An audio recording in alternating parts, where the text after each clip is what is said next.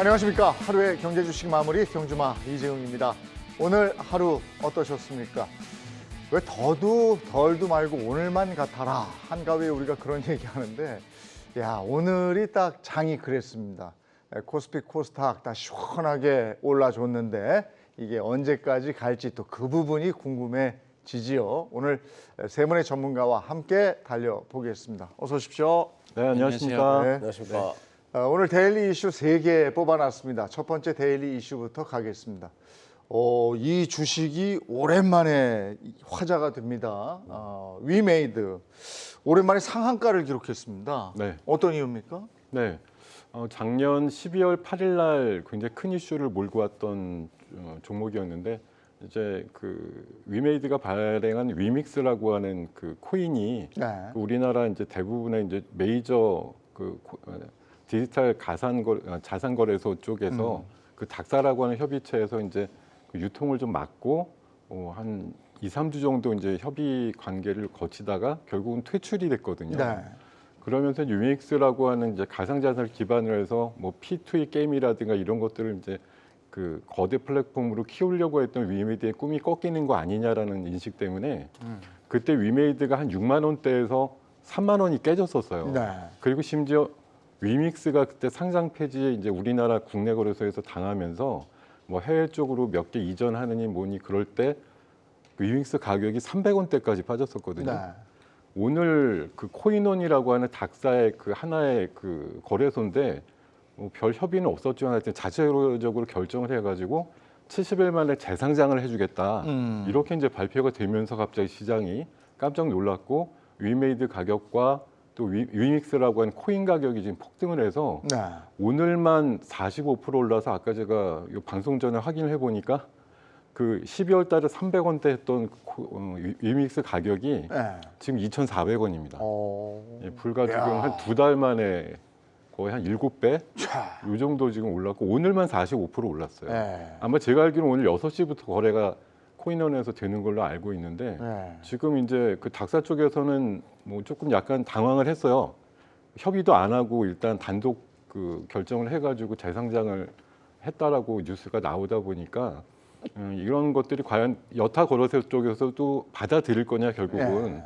뭐 그럴 가능성이 지금은 높아 보입니다. 왜냐하면 코인원 쪽에서 얘기한 게 그 퇴출이 되거나 그 거래를 막았던 이유가 다 해소가 됐기 때문에 네. 재상장 당연하다라고 얘기를 하고 있어서 주가가 오늘 이제 54,000원대 정도로 마감이 된 위메이드 같은 경우도 사실 한 2달 전으로 거스르면 이 이슈가 나오기 전 가격이 한 6만 원대 초반 정도 흐름이었거든요. 네.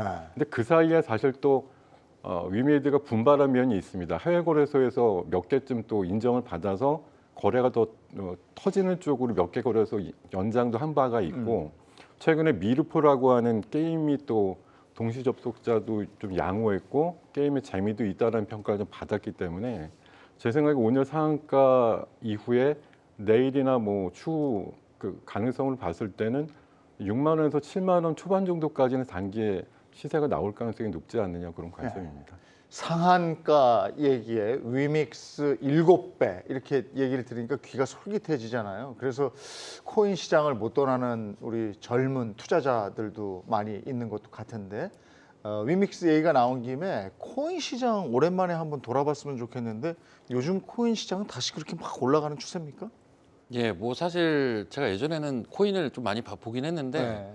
사실 요즘은 주식 보기도 바빠서 뭐 코인을 보지는 않는데 네. 어제 밤부터 좀 강하게 움직임들이 좀 있었어요. 네. 그래서 어제 같은 경우 보면 이제 오늘까지도 현재 이 시간까지도 이제 코인들의 가격이 좀 급등을 하고 있죠. 우리가 흔히 알고 있는 네. 대표 코인인 비트코인부터 시작을 해서 기타 이제 중소형 코인들까지 좀 급등하는 그런 양상들을 좀 보이고 있습니다. 그래서 이 부분 같은 경우 결국은 이제 우리가 이제 증시 같은 경우도 1월 달부터 전반적으로 돌아서는 그러한 부분들이 좀 있었는데 이제 위험 자산에 대한 선호 심리가 작년보다는 확실히 좀 살아났다라는 게 네. 현재 시점에서는 맞다라고 보시면 될 것 같고요. 사실 코인 같은 경우도 어마어마한 변동성을 보이면서 작년 안에 정말 많이 빠졌습니다. 네. 열토막은 기본이고요.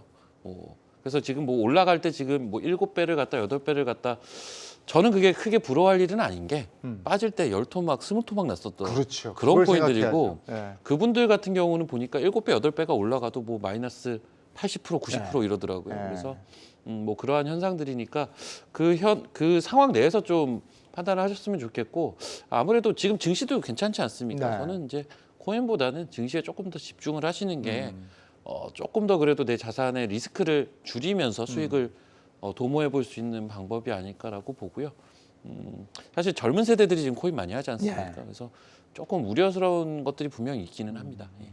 증시를 보면 오늘 위메이드가 이제 상한가로 가고 이러니까 이런 거 찾는 거잖아요. 나도 네. 이런 맛을 한번 보고 싶다 이런 건데 위메이드는 계속 갈 건지 아니면 또 위메이드 같은 주식을 어떻게 찾아볼 수 있을지 이런 것도 궁금해하실 것 같아서.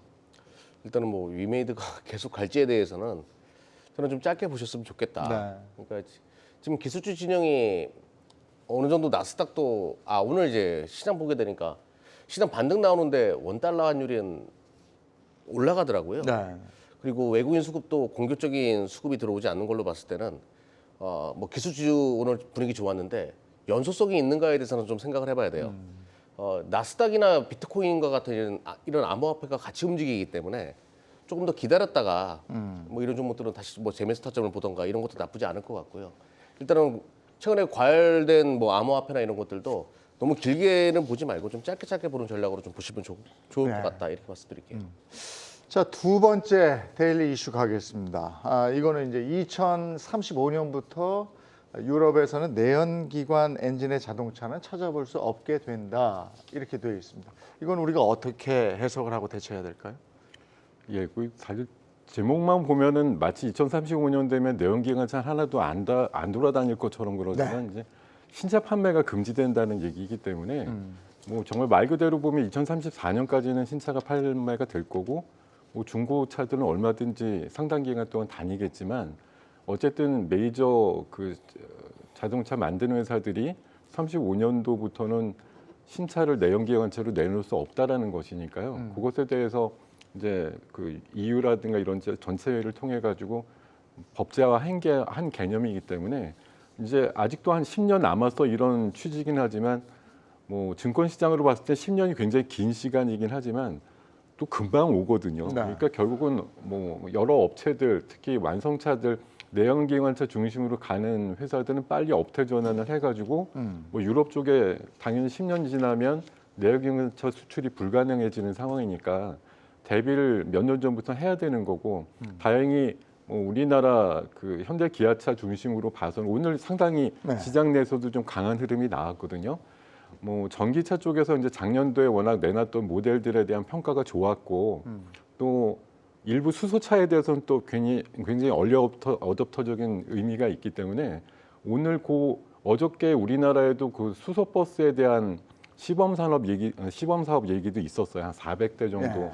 시범 사업을 일단 해가지고 2030년 정도까지는 한 10,000대 정도까지 뭐 상용화 차량을 좀 늘리겠다 이런 얘기가 있었는데 결국 유럽은 결국 그렇게 되면 에너지원으로 쓸 수 있는 차의 어떤 연료는 뭐 전기 아니면 수소 정도밖에 없기 때문에 그쪽으로 빨리 달리는 업체들 중심으로 해서 뭐 주가라든가 아니면 기업 가치에 대한 개념들이 높아지는 어떤 상황들이 계속 이어지지 않을까 이렇게 생각을 해보고 있습니다. 2035년이면 지금부터 12년이 남은 건데 그 소비자들이 대부분 보면 10년 이상 한 차를 타는 분들 많지 않더라고요. 저는 10년 이상 된 차를 타고 있는데 글쎄 그렇다면 현대 기아차의 입장에서 봤을 때는 이걸 어떻게 해석해야 될까요? 글쎄 이게 사실 이제 어떤 이제 산업의 큰 변화가 오는 것이니까 뭐 어떻게 보면 위기일 수도 있고 어떻게 보면 기회일 수도 있고 지금까지 이제 전반적인 동향을 봐서는 기회 쪽에 조금 더 무게 중심을 주고 싶기는 한데 근데 사실 말씀해 주신 대로 이 2035년 12년 남았죠? 12년. 예. 12년 남았습니다. 그래서 난 이 얘기를 왜 지금 해야 되나 싶기는 하고요. 개인적으로는 제가 이제 실제적으로 많은 이제 저는 뭐 증권사에서도 그랬고 여러 이제 뭐 거액 자산가들이랑 얘기를 해봐도 기본적으로 이 부동산과 주식을 볼 때 있어서 부동산은 되게 길게 보시는데 주식은 1년, 2년이면 장기 투자라고 다들 생각을 하신단 말이에요. 근데 12년 이제 초장기 투자인데 그래서 이제 이거는 이제 확실히 타임 테이블이 길다 보니까 뭐 이제 변화 과정들을 지켜봐야 될 것이고요. 네. 그리고 주가에 반영이 되는 것도 사실 굉장히 긴 타임 테이블로 좀 움직일 거라서 오늘 주가 움직임 좋았어요. 현대차도 좋았고 기아도 좋았고 그 밑에 있는 밸류체인 종목들도 오늘 주가 움직임 나쁘지 않았는데 글쎄 저는 좀 등락을 거듭하면서 조금 더 우상향 할 수는 있겠지만 뭐 급등하기보다는 좀 등락을 거듭하지 않을까라고 보고 사실 아직 너무 먼 얘기라서 네. 중간중간 상황들을 계속 체크를 해봐야 되지 않을까. 현재까지는 그래도 잘 이 변화하는 환경에 적응을 하고 있지 않나 뭐 이렇게 판단을 하고 있습니다. 알겠습니다. 이번에 세 번째 이슈 한번 가보죠. 하늘로 가겠습니다. 대한항공과 아시아나항공의 합병 잘 가고 있는 거죠? 지금 영국에 이어서 EU 국가들 심사 통과 남겨진 거죠 지금? 네, 뭐 영국은 아직 그 확정은 아니에요. 네. 3월달에 이제 아마 확정 결과가 나올 거라고 예상하는데 뭐 긍정적인 코멘트가 나올 거라고 예상하고 있더라고요. 네. EU 같은 경우에는 원래 17일 날이 이제 통과 기준일인데 아마 연기할 가능성이 높다. 우리는 행정부가 굉장히 빠르잖아요. 근데 네. 유럽이나 미국 같은 경우에는 굉장히 더디더라고요. 그 영향으로 시간이 이제 더 보류될 가능성이 높아 보이는데 과거로 한번 돌아가 보자고요. 원희룡 지금 국토부 장관이 긍정적인 부분을 많이 강조했던 기억이 나요. 네. 그리고 산업은행장이 지금 EU 가가지고 이 문제에 대해서 적극적인 또 그 홍보를 하고 있고 그래서 좋은 결과가 나올 거라고 보고 있는데 뭐 행여나 안 좋게 나온다라고 하더라도 이거는 대한항공의 의지예요. 내가 노선을 많은 부분 포기해서라도 내가 진행하겠다 합병에 대한 그런 의지가 있다라고 하면 이거는 합병이 되는 수순이거든요. 네. 뭐 반대를 한다라고 하면 시간이 오래 걸리는 거지. 다시 이제 절차 밟아가면서 다시 진행하면 되는 거니까 이거는 합병이 되는 쪽으로 가닥을 잡고 투자하는 것이 맞다라고 보는 거죠. 네. 네. 그러면 이제 그 리오프닝 관련해서 항공주도 많이 다루시니까 네. 대한항공과 아시아나항공 굳이 하나를 선택하자면 뭘 하시겠습니까? 저는 굳이라고 하면 네. 같이 가져가는 것이 맞는데 사실은 네. 같이 가져가다가 지금 아시아나항공이 영업이익 기준으로 1조 원까지는 찍을 수 있다라고 저희는 보고 있거든요. 네. 근데 시가총액이 뭐 이제 합병하게 되면 대한항공의 자금까지 합쳐가지고 2조 원이 넘어갈 거예요. 그러면 영업이익 대비해서 한 2배 정도밖에 되지 않는 시가총액이니까 굉장히 싸다라는 생각을 할 수밖에 없죠. 그리고 부채가 너무 많아가지고 싸단 말이에요. 근데 합병함으로 인해 가지고 부채를 상당 부분 덜어낼 수 있기 때문에 아시아나항공이 빠르게 튈 수가 있어요. 그래서 저는 합병이 가까워지고 그쪽에 확실시 된다라고 하면 네. 대한항공과 같이 가져가다가 대한항공 지분을 아시아나항공에다 엎어버리는 것이 맞지 않냐 이렇게 계산하고 있습니다. 김동규 파트너는 어떻게 생각하십니까? 저도 두 개 중에 만약 네. 선택지가 다른 게 없다고 하면은 꼭 하나만 고르라고 하면은 뭐 상대적으로 아시아나를 선택을 할 것 같습니다. 예. 박우신 파트너는 어떻습니까? 저도 좀 제가 워낙 특이한 걸 하고 싶긴 하지만 저도 제 개인적인 생각은 둘 중에 굳이 고르면 아시아나항공을 고르겠는데 사실 항공주가 저는 딱 중간 정도 스탠스입니다. 항공주에 대해서. 그건 왜 그렇습니까? 다른 매력적인 섹터가 아직은 더 더 많은 것 많다. 같고 이게 사실 우리가 항공주를 보는 개념이 이제 리오프닝으로 보잖아요. 네, 근데 네. 이제 화장품도 약간 그렇고 항공 쪽도 그렇고 저는 약간 모멘텀 플레이를 해야 되는 섹터. 그렇다면 이제 종목으로 따지자면 사실 근데 시세가 좀 낮죠. 네. 티웨이 항공이나 에어부산이나 이런 것들을 좀 매매를 하는 게 조금 더 낫지 않을까 뭐 이런 시각을 좀 갖고 있어가지고 네. 예. 알겠습니다. 그렇습니다. 데일리 이슈는 여기까지 하고요. 이제 주제 얘기를 좀 하겠습니다. 먼저 이제 방어주 얘기인데 이 방어주 성격이 짙은 은행주 지금 잘 갔죠. 그리고 이제 통신주 얘기를 좀 해야 되겠는데 통신주가 이렇게 참 못 가요. 그리고 오늘 다른 거 다 올라가는데 통신주는 못 올라간 것 같은데 이유가 뭡니까? 통신주요? 네. 뭐 다 아시잖아요. 정부가 규제를 자꾸 하니까 네. 자유 그렇게 외쳤는데 규제가 많아지니까 당연히 실적에 대한 우려감이 발생할 수밖에 네. 없고 지금 최근에 우리가 택시 가격이 지금 오르고 나서 밤에 네. 사람이 없어요. 네. 그러니까 자영업자들 지금 굉장히 힘들거든요. 이런 것들이 이제 우리가 어떤 물가 상승이나 이런 것들 때문에 주머니 사정이 어려워지다 보니까 정부 차원에서 이렇게 이제 통신주에 대한 규제를 좀 하는 것 같은데요. 기업적인 부분에 있어가지고는 상당히 실적에 대한 우려감이 발생할 수밖에 없고 이것이 단기간에 해소될 수 있는 부분은 아니라고 생각하거든요. 뭐 중장기적으로 이거는 계속 악재로 도래할 가능성이 높다. 이렇게 정도로만 코멘트하도록 하겠습니다. 아니 근데 AI 관련해서 신사업 발표하기도 하고 막 이래서 분위기는 괜찮지 않았습니까? 뭐 얼마 전에 이제 챗 GPT라는 네. 그 대화형 서비스에 대한 이제 관심들이 워낙 강했을 때 초거대 AI라는 걸 SK텔레콤도 하고 네. KT도 이제 거대 AI에 대한 이슈를 꺼내 놓으면서 굉장히 회자가 되긴 했었지만 뭐 KT라든가 SK텔레콤이 지분 관계를 갖고 있는 이제 관계사들 주가는 좀 오르긴 했어도 정작 통신사들이 오르지는 않았습니다. 네. 하나도 안 올랐고 앞서서 우리 이경래 대표님 말씀 주신 대로 최근에 이제 통신주에 대해서 바라보는 시장의 시각들이 굉장히 좀 약간 불편해지기도 했고 좀 그렇습니다. 이제 KT 같은 경우 잘 아시겠지만 얼마 전에 그 대표에 대한 연임 이슈 같은 것들이 매끄럽게 좀 되지 않아서 다시 그 공모를 하고 있는 상황이거든요. 네. 그러면서 이제 주가가 좀 빠지는 면도 있었고 4분기 실적이 생각보다 인건비 때문에 좀 나오지도 않았고 그런 면들이 좀 있었고요. 또 LG 플러스는 잘 아시겠지만 최근에 개인정보 유출이라든가 또 약간 장애 문제 이런 것들이 나가지고 오늘 또 대표가 사과하는 일까지 있었거든요. 그러다 보니 통신주들이 또 오늘같이 주가라든가 그 지수가 세게 올라가는 날은 이게 또 말 그대로 방어주들이 굉장히 약한 날입니다. 네. 장이 안 될 때는 흔히 말해서 뭐 금융주라든가 통신주가 방어주 개념으로 해서 덜 빠지고 필수 소비재 개념으로 해서 이제 어느 정도 매출은 기본적으로 나오는 회사니까 안정적이야 이렇게 평가를 받죠. 네. 그리고 연말쯤 돼서는 이제 배당 우량주 이렇게 평가를 받지만 지금 연초인데다가 한창 지수가 변동성을 갖는 상황에서는 굳이 지금 이런 이제 네. 통신주나 이런 거에 대한 관점이 낮아지는 상황인데 또 어저께 우리 비상경제회의에서 말씀하신 그런 언급들로 인해서 통신주나 또 은행주들 같은 경우가 좀 그렇게 쓰지 않아도 될 법한 어떤 비용들을 또 노출을 할 수밖에 없는 상황들이 되다 보니까 주가에는 부정적인 영향으로 오늘 어제 영향이 미치고 있다 이렇게 판단을 하고 있습니다. 지금 통신사들 실적은 어떻습니까? 실적은 뭐 나쁘지 않아요. 통신사들은 원래 꾸준하죠. 예, 통신사들은 저는 좀 이 섹터에 대해서 보는 게 통신사 종목들이 엄청나게 가파르게 오른 적이 한 번 있어요. 네. 아주 오래됐지만 그때가 이제 소위 이제 인터넷 혁명 음. 일때 뭐 저도 기억나는 게 그 당시에 뭐 데이콤 이런 거 날아가던 기억이 네. 아직도 새록새록한데 네. 저는 이렇게 보는 거죠. 통신주를 우리가 방어주로 보죠. 이게 한 번 프레임이 이렇게 씌워지면 이 프레임을 벗어나기가 쉽지가 않습니다. 쉽지가 않은데 딱 한 번 통신주가 가장 화랑을 보였을 때는 어떤 성장이라는 모멘텀이 이제 달렸을 때거든요.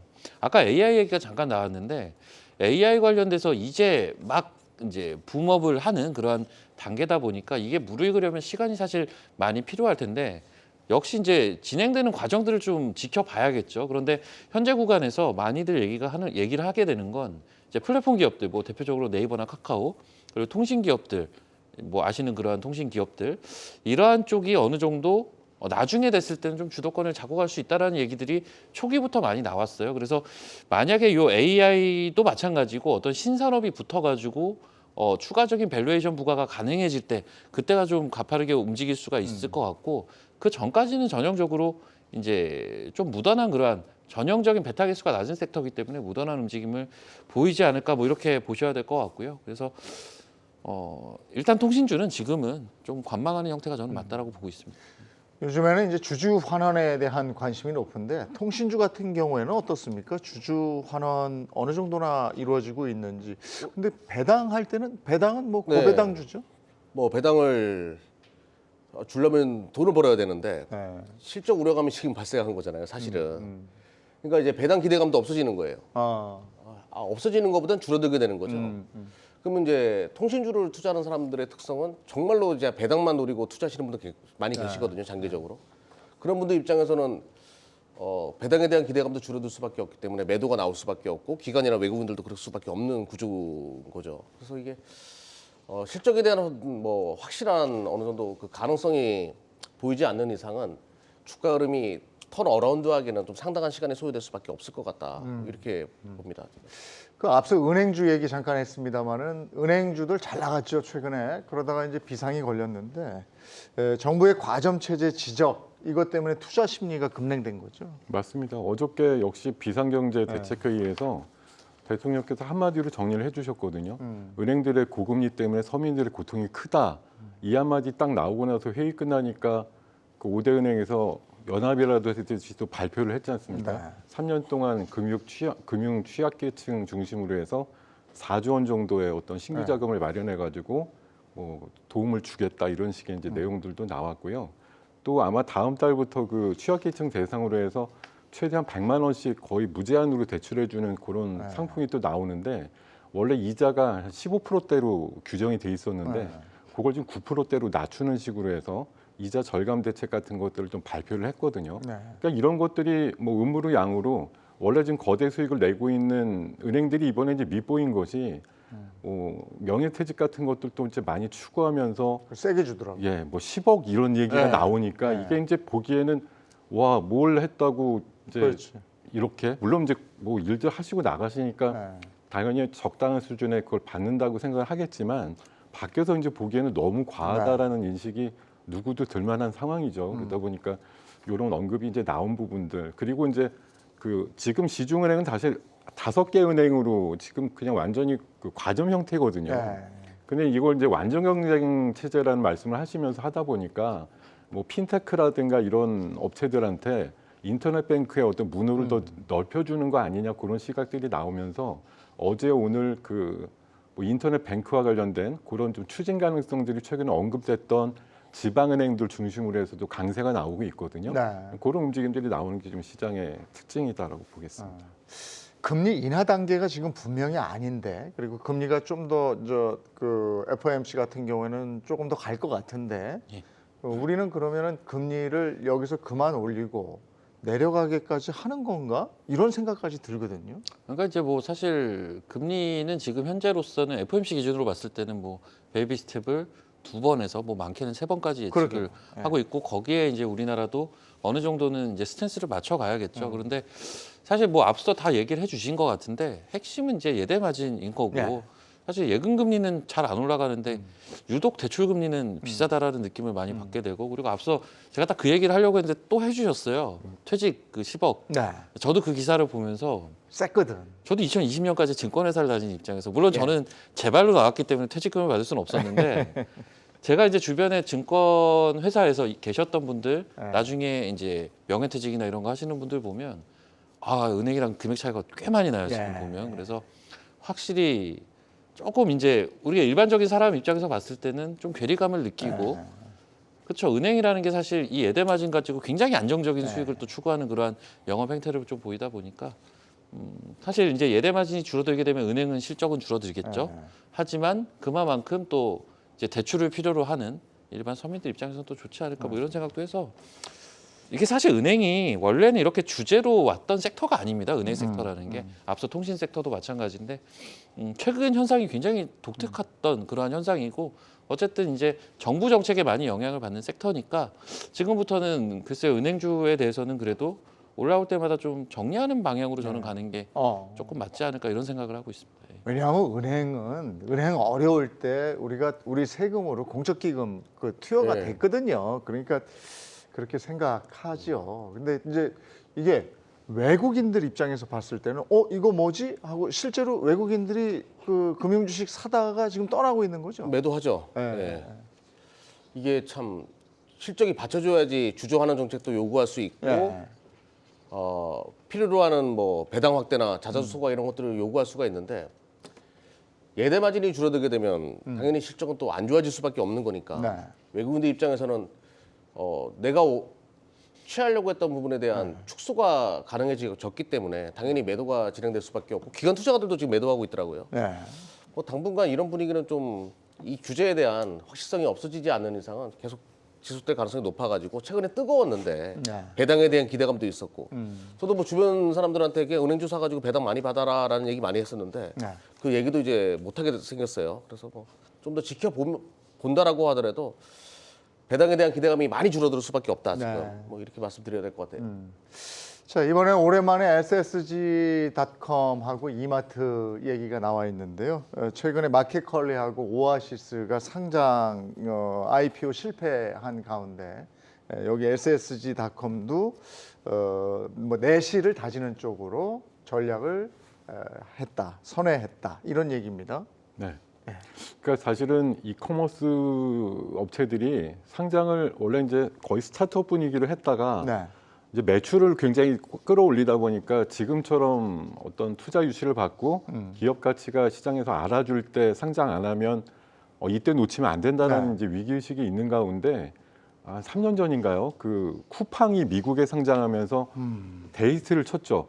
우리나라에서 주로 영업을 하는데도 이제 미국에 상장하면서 기업 가치를 엄청나게 인정을 받다 보니까 그때 이제 마켓컬리라든가 오아시스 같은 업체들이 좀 반사이익을 굉장히 받습니다. 상대적으로 덩치가 커 보이는 효과 같은 것들이 있었기 때문에 그때 좀 빨리 서둘렀어야 되는데 요거 조금 더 뭐 또 내실을 다진다 하다가 이제 코로나 발생되고 나서 이제 팬데믹 상황에서 이제 이커머스 업체들이 꽤 그때도 좋았거든요. 네. 근데 이제 그때는 또 당시에 주가가 이제 지수가 또 폭락을 하다 보니까 상장 시점을 좀 놓쳤다가 최근에 이제 작년부터 해서 상장 시점을 잡고 있는데 팬데믹이 좀 끝나다 보니까 온라인 매출단이라든가 이런 비중이 좀 줄어드는 거예요. 네. 오프라인 쪽으로 사람들이 이제 나서고 이러다 보니까 이커머스 관련된 어떤 산업적인 어떤 특징도 이게 새벽 배송이라는 게 정말 죽어라 해서 쿠팡처럼 무제한으로 돈을 갖다 보면서 2, 3년 동안 몇 년 동안 해서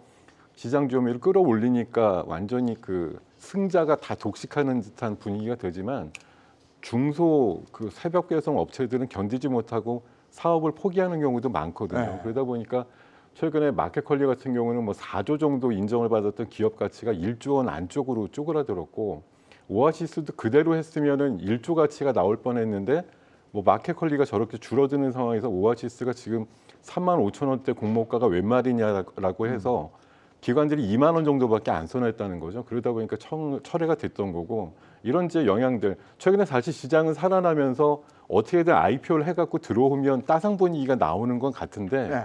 그럼에도 불구하고 전반적인 그 업종의 분위기가 좋지 않다 보니까 이번에 이제 오아시스도 철회가 됐고 SSG닷컴도 원래는 작년 말에 승인도 받아서 좀 진행을 하려고 그러다가 네. 이베이 코리아 이런 문제도 아직까지 좀 해결이 안 된 부분도 있기 때문에 당장 상장권은 진행 안 하겠다 이런 식의 얘기가 오늘 나오고 있는 것 네. 같습니다. 이마트 주가는 지금 분위기 좋죠. 8만 원대였다가 네. 지금 12만 원대 바라보고 있는 것 같아요. 예, 지금 네. 뭐 어제 뭐 그저께 움직임 굉장히 네, 좋더라고요. 네. 뭐 시장이 안 좋을 때도 굉장히 강하게 치고 나가는 모습이었는데 이마트 하면 한 달 전쯤에 제가 봤던 보고서가 좀 기억이 나는데 네.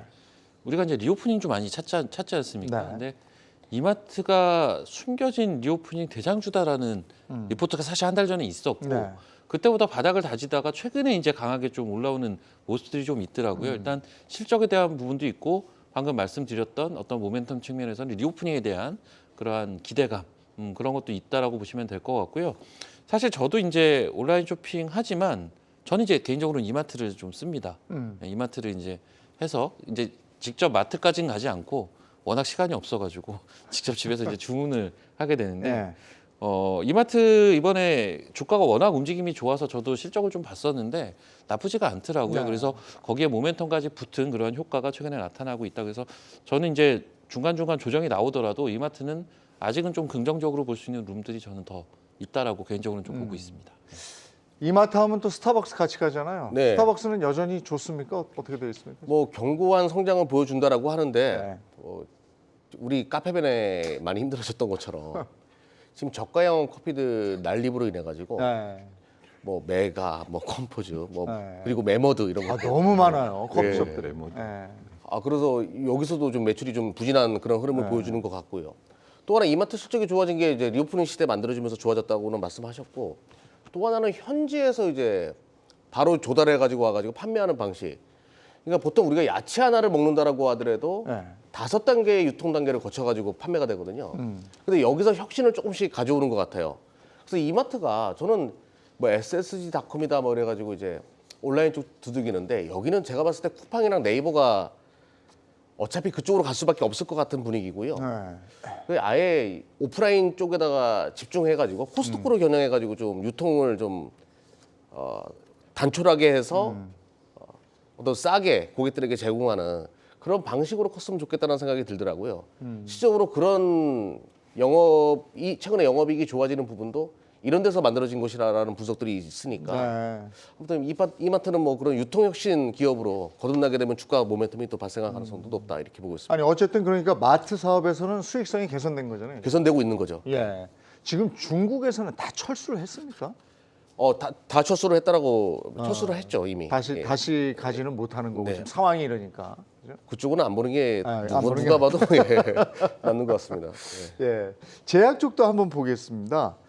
대웅제약 얼마 전에 메디톡스와 소송에서 1심 패소하면서 주가가 크게 빠졌는데 지금도 그렇습니까? 어떻게 되어 있습니까? 네, 빠지고 나서 지금 한 3일 정도 지났는데 네. 회복이 거의 안 되고 있습니다. 뭐 오늘도 그냥 거의 약한 음봉 정도 나온 정도이고요. 급락이 있었던 날 다음 지금 3거래일 지났습니다만 주가 회복력은 거의 없는 상태다라고 보면 되겠습니다. 지난번 이제 한 4일 전 그 판결을 통해 가지고 메디톡스 쪽으로 이제 손을 들어주는 1심 판결이 네. 나왔거든요. 그러다 보니까 이제 나부터 생산 정지해야 되고 재고 폐기해야 되고 또 손실 배상액 한 400억 정도 지급하라고 이제 판결이 나왔기 때문에 그런 부분 때문에 이제 어떤 나보타가 상당히 나름대로 견실한 매출액 증가를 보여줬던 상품인데 네. 이게 이제 앞으로 뭐 2심, 3심까지도 가야겠습니다만 최종까지 가서 결국은 최종 실패를 패배를 하게 된다고 하면 작년도 기준으로 매출액이 한 1,400억 정도 나왔던 네. 그 상품이거든요. 특히 수출만 한 1,100억 정도 했다고 돼 있는데요. 다행인 거는 미국 쪽에서 미국향으로 가는 그 에볼루스랑 계약을 맺은 거는 원래 그 메디톡스랑도 그 작년도에 합의 본 바가 있어서 네.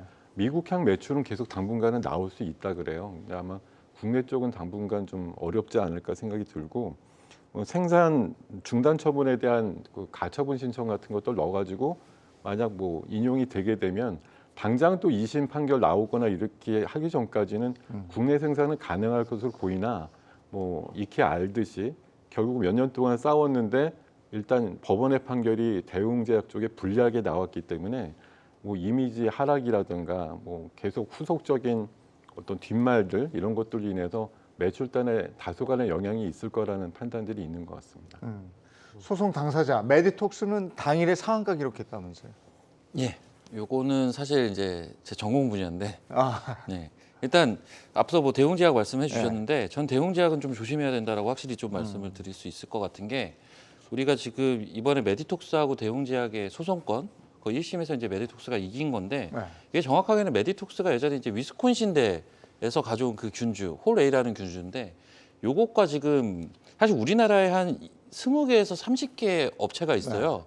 뭐 톡신을 개발하고 있는. 근데 이게 전 세계에 지금 4군데밖에 없거든요. 근데 우리나라에만 20-30개가 있다라는 게 애초에 조금 어불성설이 좀 있는 거고, 기본적으로 염기서열 분석을 했을 때는 이 메디톡스의 이 그 톡신 요것과 염기서열이 이제 동일하다고 합니다. 그래서 유전자 일부 바꾸고 뭐 이런 부분들인데, 사실 그래서 이제 이번 판결도 중요하지만 이제 내부적으로 그게 있어요. 뭐냐면 감염법이라는 게 지금 새로 제정이 될 것으로 알려져 있는데, 요게 사실 1월에 된다, 2월에 된다 했다가 지금 한 3월 얘기 나오고 있거든요. 네.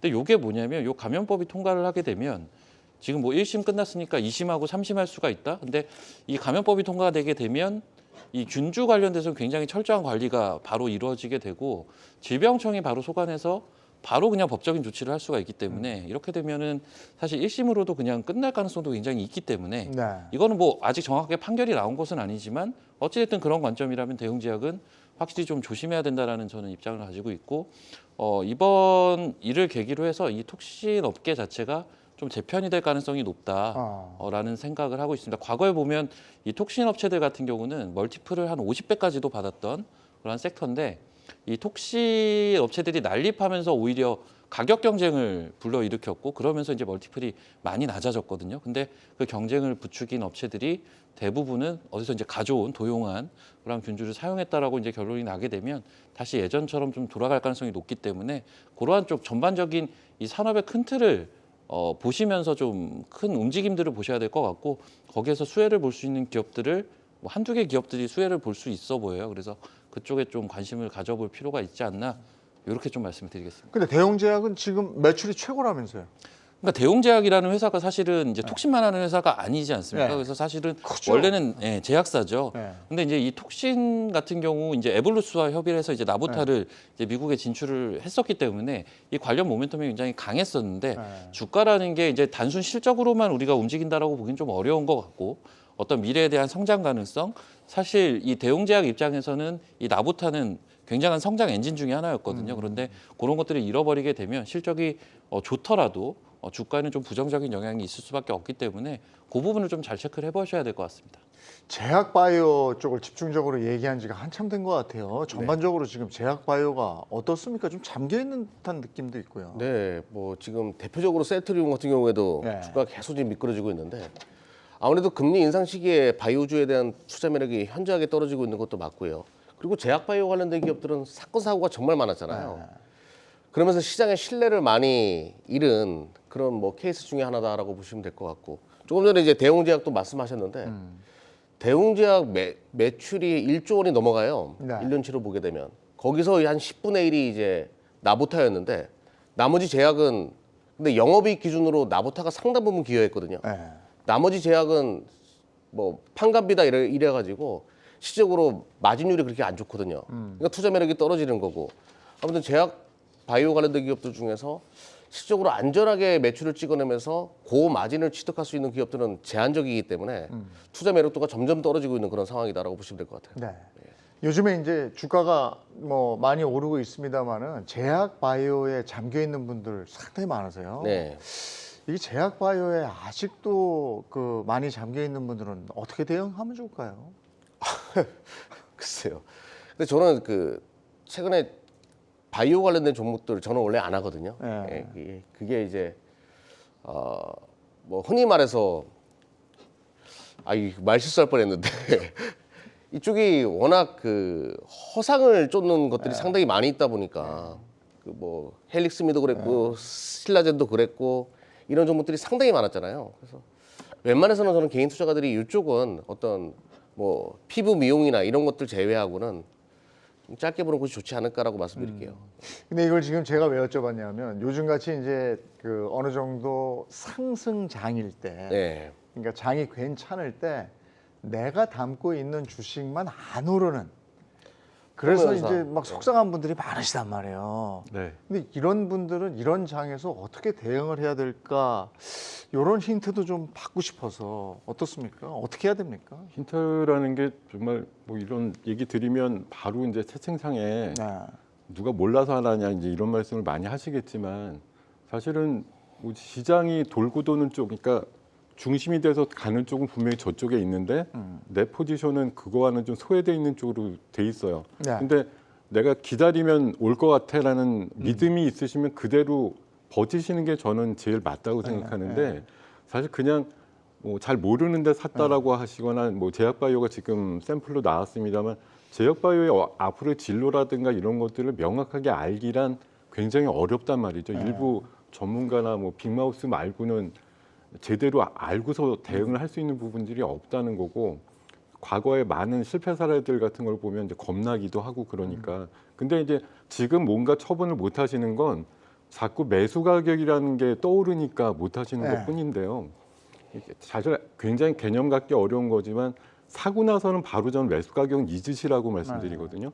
그 가격 이후에 오늘부터 내일 모레 그 사이에 더 내 계좌에 도움이 될 거냐 아닐 거냐 이것만 생각하시면 되는데 매수 가격이 저 위고 지금 60~70% 빠졌으니까 아무것도 못한다 이런 생각만 갖고 계시면 앞으로도 지금 시장이 중심이 되는 주도주를 찾아서 매매하기란 상당히 어렵고 네. 일단은 뭐 참 어려운 결단이시지만 일부라도 헐어서 저쪽으로 조금 해보는 노력을 억지로라도 해보시는 방법밖에 없어서 그쪽에 이제 조금 재미를 또 붙이시면 금방 이쪽 포지션을 헐어가지고 조금 더 주도 섹터로 갈 수 있지 않을까 이렇게 생각을 해봅니다. 요즘 잘 나가는 쪽으로 잘 판단을 잘 해서. 나가도 사실 잘 나가도 거의 막판에 잡잖아요. 글쎄 그게 그러니까 문제예요. 뭐 AI 이번에 한 달 반 좋았지만 사실 굉장히 높게 잡아서 AI 샀는데 지금 20~30% 빠졌어 이런 분들도 꽤 있거든요.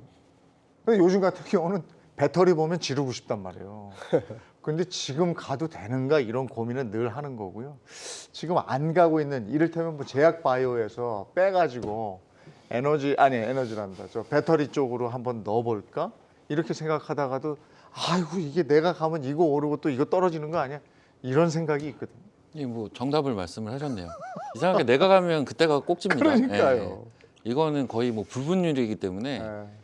이게 사실 마음을 잘 다스려야 되는 건데 참 쉽지가 않죠. 네. 우리가 이제 포모 현상 참 쉽지가 않습니다. 뭐 저 같은 경우는 사실 이거에 대해서 별로 감흥이 없는 이 업계 좀 오래 있었다 보니 감흥이 없기는 한데 이거는 진짜 좀 심리적으로 좀 잘 다스려야 되는 영역인 것 같고 심리적인 영역. 심리적인 영역이고 저도 무리해서 많이 올라간 것을 따라가 우리가 이제 달리는 말에 올라타라고 하잖아요. 근데 달리는 말도 적당히 달리는 말에 올라타야지. 그러니까 너무 빨리 너무 빨리 달리는 말에 올라타면은 맞아. 자빠집니다. 그래서 그 얘기가 힌트가 될 수 있겠네. 그리고 이제 중요한 것 중에 하나가 1월달에 장 좋았잖아요. 네. 그러니까 이게 그 자기 계좌 관리를 좀 잘 개인적으로 좀 하셔야 되는 게 수익을 낼 땐 바짝 내되 좀 어떤 사이클에 안 맞을 때는 살짝 쉬어가는 요 파동을 잘 견뎌내셔야 돼요. 그리고 기본적으로 수익을 많이 내면 예를 들어서 5천만 원짜리 그 계좌가 1억이 됐습니다. 근데 1억짜리 계좌가 5천만 원 되는 건 되게 쉬워요. 레버리지가 2배 높아졌기 때문에. 그래서 이제 그 부분 잘 고려하신다면 손실을 줄이는 것도 굉장히 좋은 투자다. 그래서 너무 공격적인 투자가 저는 그렇게 바람직하지 않아요. 특히나 이제 지나치게 빨리 달리는 말에 이제 와서 올라타면 딱 내가 사는 날 바로 그날부터 빠집니다. 네. 자, 다음 주제로 하나 넘어가겠습니다. 인적 분할을 통해서 지주사 전환을 계획하고 있는 그런 기업들의 긴장감이 커지고 있다. 이런 소식이 있어서 이 얘기 좀 해볼까요? 네. 뭐 AJ 네트워크스도 뭐 잠정 보류했다라는 얘기가 있던데 인적 분할. 인적 분할을 하는 이유가 지주사를 만들고 자회사로 이제 해가지고 여기서 이제 자금 유입을 또 만들어내겠다. 뭐 이런 논리도 있고 지배 구조를 탄탄히 하기 위해서 하는 논리도 있는데 이게 1990년대 말부터 시작된 것 같아요. 대한민국 이 지주사 전환 체제가. 이게 문제가 뭐냐면 대한민국 같은 경우에는 지주사가 20%의 상장 기업 같은 경우에는 20%의 지분을 가지고 있게 되면 자회사가 돼요. 비상장 같은 경우에는 40%. 근데 외국 같은 경우에는요. 지주사가 예를 들어서 알파벳을 얘기할게요. 알파벳이 100% 구글을 다 가지고 있어요. 그러니까 알파벳에 투자하는 것이 구글에 투자하는 거란 말이에요. 근데 우리는 예를 들어서 이제 LG화학 또 LG화학 얘기하니까 또 그러신 분들도 계실 텐데 뭐 얘기 좀 잠깐 하겠습니다. LG화학에 내가 투자한 것이 배터리 때문에 투자하신 분들이 대부분이었을 거예요. 근데 LG 에너지 솔루션으로 딱 분사하게 되니까 이 더블 카운팅이 된단 말이에요. 그리고 LG화학 기존 주주들에게 LG 에너지 솔루션의 주식을 주는 것도 아니고 무슨 뭐 우선 취득 선택권을 주는 것도 아니고 그냥 다른 회사가 딱 돼버리는 거예요. 이런 문제들이 계속 발생하니까 시장에서 인적 분할 얘기만 나오면 시장에서 이제 난리가 나고 이렇게 되니까 기업들도 지배 구조를 좀 탄탄하게 해보려고 인적 분할을 한다라고 하더라도 눈치가 보일 수밖에 없는 거고 말들이 많아지고 주총에서 반대가 일어날 수밖에 없는 그런 구조인데요. 저는 법적으로 아예 100% 자회사 미국처럼 그런 식으로 가야 된다고 보고 있거든요. 이게 이제 대한민국 디스카운트의 또 하나의 요소라고 보는데 이거는 이제 법적으로 좀 1990년대 말에 있었던 거니까 이제 대한민국 자본시장 많이 발전했잖아요. 이제는 좀 변화가 필요하지 않냐라고 말씀드릴게요. 현대백화점 같은 경우에 그 인적 분할을 주주총회 안건에서 부결시켰다.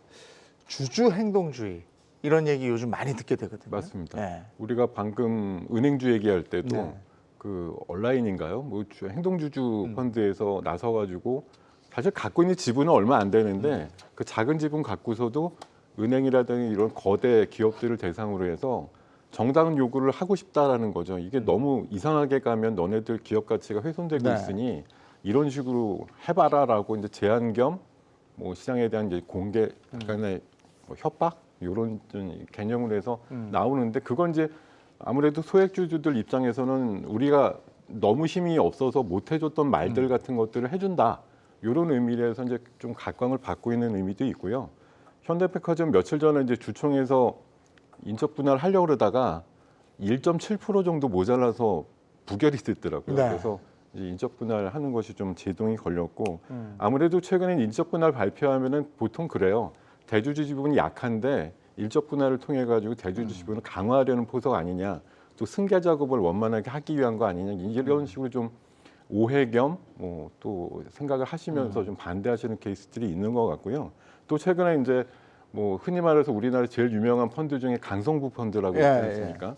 옛날에 그 대한항공 관련해서 한진칼 놓고서 경영권 분쟁이 좀 있었던 면도 있었고 얼마 전에 엑시트가 있었습니다만 그리고 최근에 이제 오스템 임플란트 대상으로 해서도 공개 매수 작업이 나오고 있는 그 뭐 펀드가 있는데 그쪽을 대항으로 해서 이제 대항을 할까 그러다가 오늘 보니까 공개 매수에 응하기로 했다라고 발표를 했더라고요. 그래서 이게 과연 그 흔히 말하는 행동주의 펀드가 원래 본래 취지대로 기업의 진짜 진정한 변화를 위한 것들을 장기적으로 노력하는 펀드냐 아니면 수익을 적당히 올리고 적당한 수준에서 빠지는 작업을 계속 하고 있는 애들이냐라고 지금 서로 좀 엇갈린 평가를 받고 있는 것 같습니다. 지금 오스템 임플란트 강성부 펀드 말씀을 해주셨는데 이게 이렇게 공개 매수 참여하고 이러면 오스템이 상장 폐지될 수도 있는 거예요? 그렇죠. 근데 이제 뭐 사실 이게 19만 원이 공개 매수가거든요. 그래서 최근에 오스템 임플란트 보면 이제 요 18만 원대 후반 여기서 지금 계속 거의 뭐 채권처럼 움직이고 있습니다. 잘 주가 움직임 거의 없이 그렇게 움직이고 있고 거기서 이제 최근에 이제 SM 사태가 굉장히 커지고 있었는데 그러한 상황에서 이제 오스템 임플란트 같은 경우도 이 KCGI의 이제 강성부 회장 자체가 여기 추가적으로 뭔가 액션을 할 수도 있다라는 이야기가 있었지만 이제 그거 자체는 이제 공개 매수에 응하는 방향으로 결정이 나면서 뭐 이런 형태로 좀 마감이 될 것 같은데.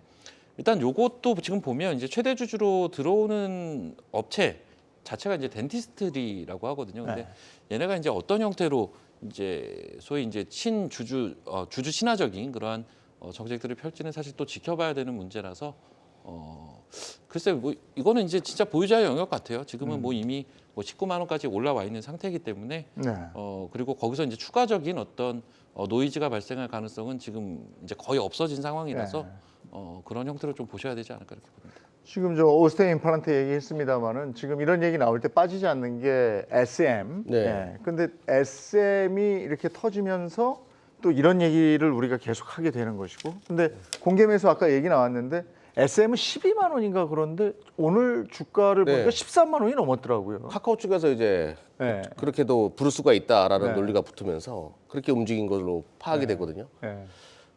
카카오한테는 굉장히 중요한가 봐요, 이 SM이. 그러니까 이제 돈은 드러났는데 9% 정도의 지분을 확보하기 위해서 돈은 드러났는데 여기서 포기하기에는 좀 이른감이 있고 그래서 끝까지 한번 가려고 하는 분위기가 좀 있는 것 같아요. 또 아니나 다를까 뭐 CJ 쪽에서도 뭐 자금을 같이 댄다 이런 얘기도 들었는데 뭐 사실 무근이라고 말을 했지만 그러면서 저는 이게 많은 사람들이 지금 SM에 관심 되게 많잖아요. 그래서 3월 6일 날 이제 가처분 신청이 과연 어떤 결과가 나올지에 대해서는 지켜봐야 되겠지만 그 결과 전까지는 SM에 대한 기대감은 계속 만들어지는데 저는 지금 SM을 보는 것보다는 상대적으로 많이 쌓여 있는 나머지 이제 엔터주들이 많단 말이에요. 이 플랫폼 관련된 기업들이 왜 엔터주를 원하냐? 해외 유입자들, 해외 가입자들을 끌어올리는 데는 이 대한민국 아티스트만한 것들이 없다 이거죠. 그만큼 대한민국 K 콘텐츠, K-팝에 대한 어떤 그 가치성을 이번에 보여준 사례라고 봐요. 그래서 그밖에 엔터주들도 좀 저평가된 종목들이 있으면 함께 보는 전략이 좀 좋을 것 같다. 내가 뭐 아쉬워할 건 아니고 다음 수순도 한번 밟아보는 것도 나쁘지 않을 것 같다 이렇게 보고 있습니다. 근데 이제 SM 관련돼서 제가 한 가지만 첨언을 드리자면 오늘 제가 볼 때는 SM은 지금 이제 투기적인 영역으로 넘어가고 있어요. 오늘 어떤 일이 있었냐면 장중에 갑자기 이제 IBK 이게 사실은 이제 그 어떤 매매 창구로는 잘 활용이 되지 않는 창구인데 IBK 투자증권에서 한 6, 70만 주가 갑자기 들어오는 현상이 좀 있었어요. 그러다 보니까 이 물량이 누구 물량이냐라는 얘기가 시장에 돌았고 그러면서 SM이 올라갔고 시간에 지금 추가적으로 올라가고 있거든요. 이 물량의 정체는 지금 아무도 모릅니다. 하지만 이제 뭐 뭔가가 있을 수 있다라는 기대감이 지금 들어가 있는 거죠. 그래서 사실 이제 기존의 공개 매수가가 12만 원이지만 아직 이 싸움은 이제 오스템 임플란트처럼 끝난 게 아니라 아직도 진행이 되고 있다 보니까 거기에 따른 이제 기대성, 투기성 물량들이 진입이 나오네요. IBK가 저게 갑자기 들어온 물량이었거든요. 그래서 그런 부분들에도 지금 어떤 시장 참여자들이 촉각을 세우고 매매에 참여하고 있는 게 아닌가 이런 생각이 들더라고요. 주주 행동주의 SM 얘기까지 한번 다뤄봤습니다. 야, 아까 표를 보니까 SM이 1개월 한 달 만에 78%가 올랐네요. 3조 원이 넘었을 거예요. 시가총액. 알겠습니다. 오늘 여기까지 해야 되겠네요. 경주마는 내일 금요일 하루 쉬고요. 이번 주는 여기까지고요. 월요일에 이제 새로운 모습으로 다시 경주마가 재정비가 됩니다. 이근형 기자가 진행을 하게 됩니다. 저는 오늘 여기까지 하고요. 계속해서 경주마 함께 해주시고 성투하시기 바랍니다. 함께 해주신 여러분 고맙습니다.